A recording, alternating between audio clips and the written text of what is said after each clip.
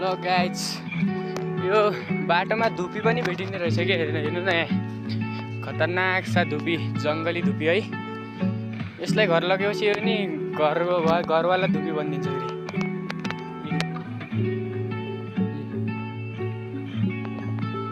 जङ्गली धुपीको एक ग्रुप रहेछ यहाँ चाहिँ होइन, धेरै रहेछ जाओस्।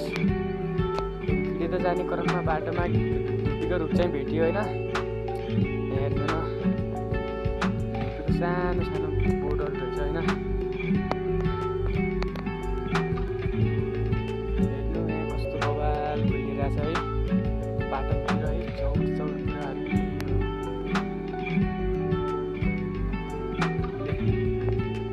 त्यो माथिको टुप्पोमा हेर्नु न, यहाँ तलतिर रुख सबै माथिको टुप्पोमा पुरा चौर छ कि खाली।